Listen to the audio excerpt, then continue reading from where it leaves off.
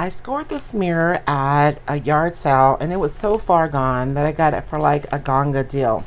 I've already kind of taken it apart and washed all the separate pieces. And so we're going to put it back together and then we are going to bring this mirror to life today, you guys. So we're going to be decoupaging the pieces that I have here using the recycled decoupage paper. This one is called the Grungy Floral. I think it's going to be really nice. It could read as farmhouse, as industrial, or just pretty for almost any space. Before we get started though, I noticed when I was washing the mirror, there are places, you guys, on the back of this mirror where the paint is already starting to chip off and to fail a little bit. And I kind of want to go in and exaggerate those places to create opportunities for us to add even more interest to this piece. And so I'm just taking a 220 grit sanding paper and I'm actually just kind of agitating those areas where the paint is already failing in hopes of revealing more glass on the back of this. And so I don't want to kick up this dust. So what I'm going to do is take my towel here and I'm just going to wet it with some water so that I can wipe this up. I guess I could just wet that too, huh? And just wipe up this dust so I don't kick it up around my shop.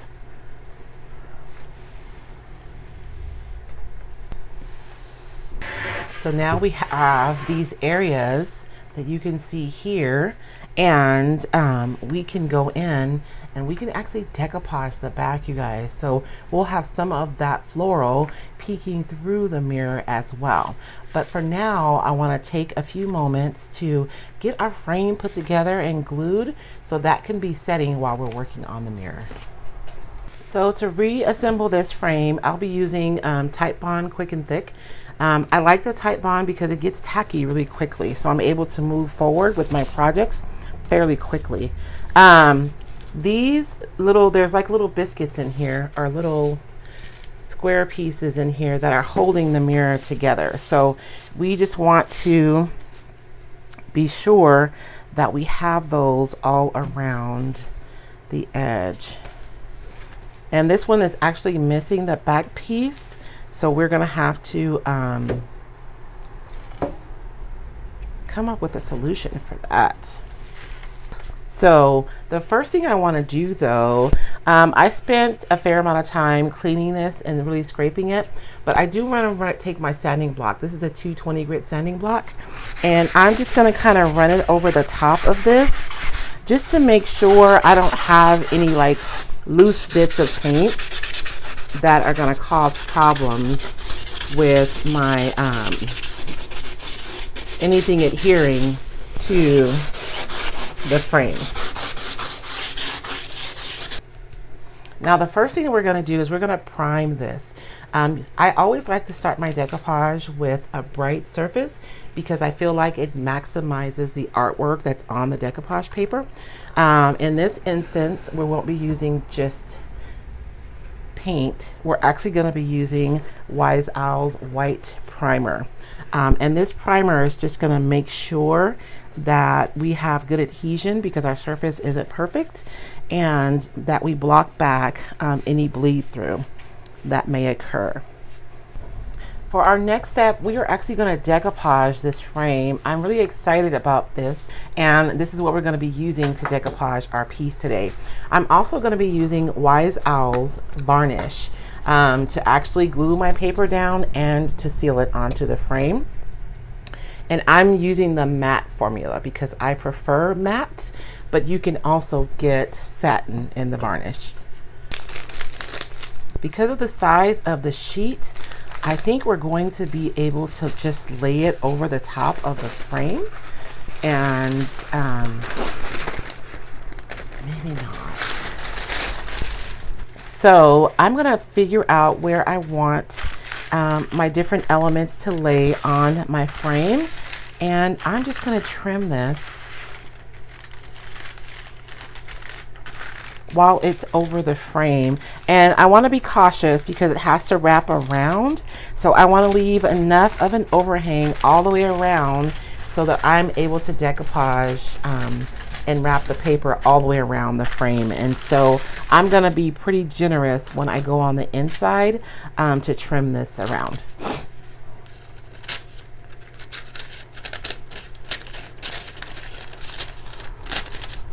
I probably should have started the other way. That would have been easier to cut. Now, I don't want to leave this straight edge over here to try to have to match that over there. So what I'm going to do is I'm going to do a little bit of fussy cutting around these details so that when I overlap, it'll be less noticeable. And I'm going to do the same thing on this side.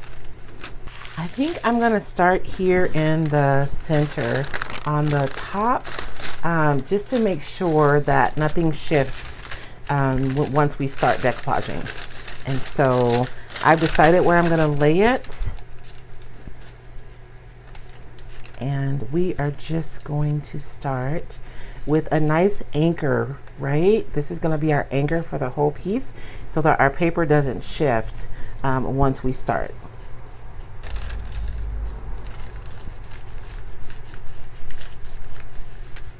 Now, in these areas where it's wrapping around, we're going to put some slits in here just to relieve the tension from the paper so that it can lay down flat along the edge here.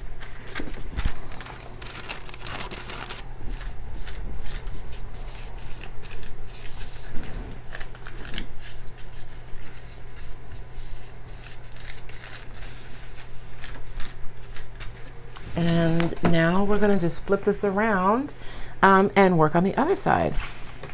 Now this corner here where our pieces are going to meet are going to overlap some, but it won't matter, you guys, because it'll just look like it's meant to do that because we took the time to fussy cut here, and so we don't have like a super straight edge.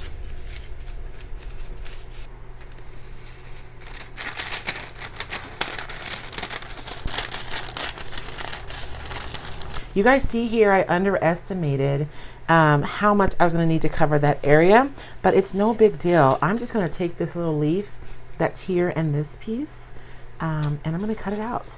I'm going to fussy cut this out and decoupage it right over that spot, and guess what? No one will ever know. So this leaf is going to be more than enough to cover that hole, and it'll just look like it's part of the paper. Let's set this aside and let it dry, you guys, and then we're gonna work on the actual mirror. I am like super excited about this part of the project, you guys. Okay, you guys, so remember where we distressed the back of the mirror? I want to do a reverse decoupage using the scraps that we have left over from the frame to decoupage onto the back of the mirror so that those flowers will be peeking through that mirrored finish. So there's one change I'll be making for this part of the project. I'll be using Wise Owl's varnish in the satin formula, you guys. When you're working on mirrored surfaces or glass surfaces, the higher sheen is better because the matte clear coats have particulates in it that make it look matte, and if you're not careful, those can cloud up your glass. And so we're going to be using the satin formula so that that's less likely to happen. And so I'm just going to use random pieces, you guys, and I don't have to be super careful because no one's going to see the back of this mirror once I put it into the frame, right? So we just want to have some little peekaboos coming through. So we're just going to put the product down, and this time we'll be laying the decoupage paper down face down.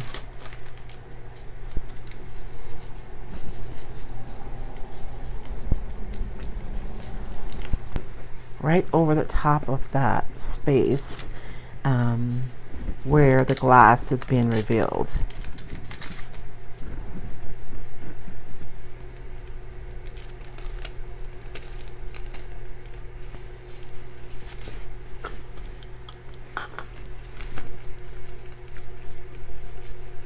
How pretty is that? You can see the areas in the mirror where those florals are just peeking through. I just love, love, love this.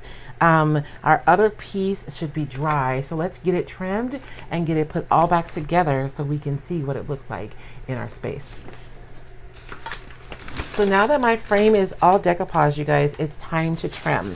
And so we're gonna use our sanding block. I have here a 220 grit sanding block, and I'm just gonna take it over the edge of my frame to trim off any decoupage paper that's hanging off of the edge. I only have it all trimmed. And how pretty is this frame? So now it's time for us to drop the mirror into the frame. But because of the age of the frame, I want to make sure that it's going to be nice and sturdy when I hang it on the wall. So I'm going to drop a bead of liquid nails on the inside of my frame before we put the mirror in.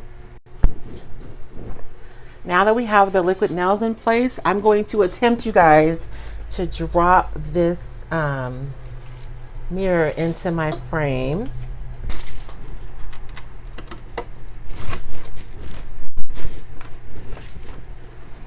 So with a little coercion, we're able to get this back into the frame. So now we're just going to apply a piece of plywood over the back, and then we'll come back and show you guys the frame in the space.